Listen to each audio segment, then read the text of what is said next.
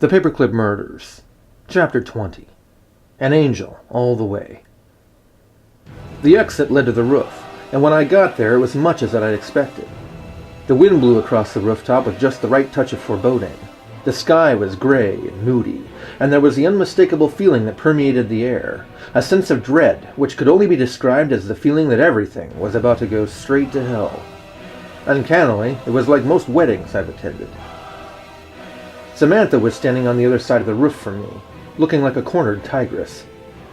I thought that perhaps this called for a tactful approach, and I slipped retribution back in her holster and loaded my lips with a nicotine bullet.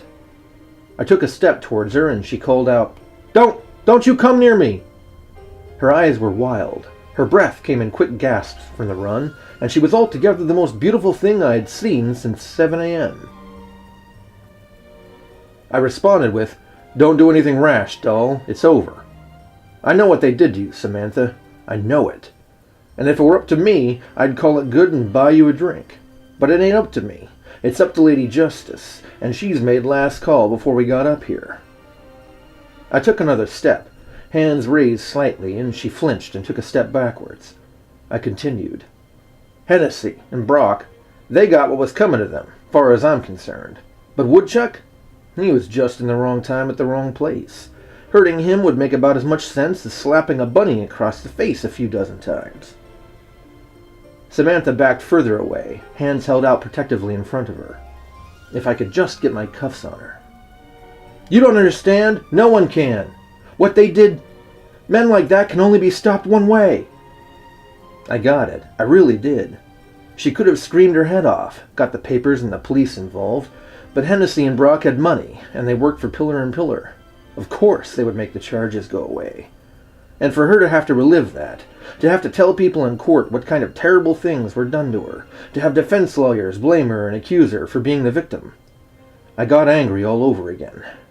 Sometimes, ladies and gents, serving up justice is rather like working with your mother-in-law in Hell's Kitchen. The other one. I frowned. "I hate that I have to take you in, Samantha. I do. But I promise you, I'll do everything I can to help you. Everything." Something in her face changed. Maybe it softened a bit. She took a deep breath, thinking for just a moment, and then quietly stepped forward, extending her wrists. I resigned myself to feeling like a scum bucket for the next few days, and pulled the cuffs, reaching towards her arms, and her gloved hands came up holding paperclips, the pointed ends sticking out like daggers. Her first swing I barely dodged, and the paperclip punctured the cigarette between my lips and absconded with it. I didn't have time to even think, let alone attempt to reason with the felonious female, as she peppered the air around me with poisonous punctuation. It was mostly just "irk" and "gack" and "woof" escaping my lips, as I ducked and dodged and sidestepped and evaded. Add a little circus music and I could have passed as her very own trained dancing monkey. Her breath gasped through bared teeth as she stabbed at me yet again, her onslaught pushing me back against the railing, separating me in a very short time to regret I hadn't been born a bird, and out of desperation I pulled retribution back from her nest and fired as I spun away. The bullet struck oil in her shoulder and knocked her sprawling, her sudden cry a mixture of agony and rage. I scooped my hat up from where it had fallen with my left hand, my right hand training the gun on Samantha as she staggered back to her feet, her angry eyes flashing fire and brimstone at me.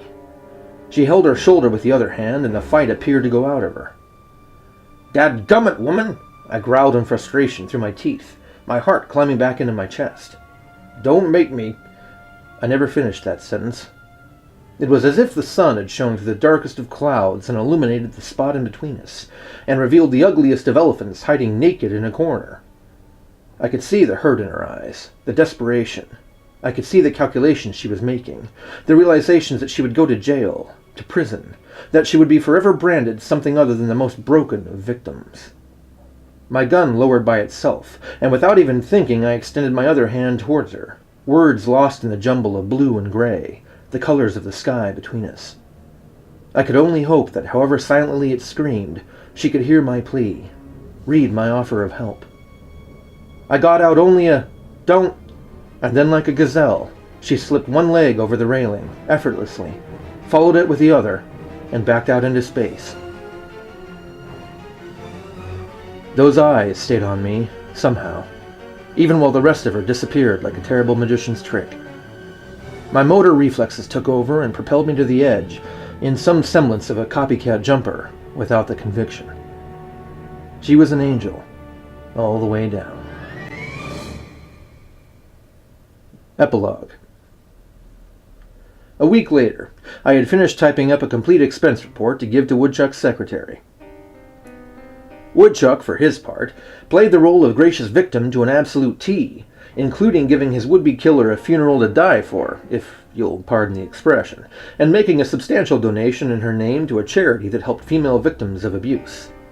And of course, his gratitude at still being alive, thanks in large part to myself, also found its way into my bank account, setting me up nice and tidy for a while. I think he still felt guilty about his part in Samantha's unfortunate story. His eyes retained that sort of haunted look in them for a long time after.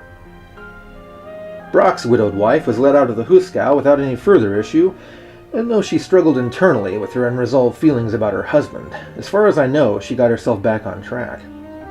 I didn't have much reason to keep tabs on her, of course, so she disappeared back into the woodwork. The clown mafia remained a shadowy threat on the edge of my brain's peripheral vision, something to keep me up at nights over a bowl of vodka and a good fire, always just out of sight, like a good boogeyman should be. Buster's remained the place that I would go to drown my sorrows, or to get Stravinsky soused for tips he brought to me, and while the quality of the liquor eventually cleared up, Buster and I kept the nature of our acquaintance as muddy as ever. And there's me, Carrington Grey, a world-class detective. I'd be visited by Samantha's last look many times over the next few years, when the night was still, and the air had that quality of just about to kill you. And I'd silently apologize to ghosts for my failures to do more than I had. But Justice, my ever-present madam, the one true queen of my heart, was not a mistress given to fairness or fancy, and whatever failure I thought I'd allowed, she was always there to make certain of one thing.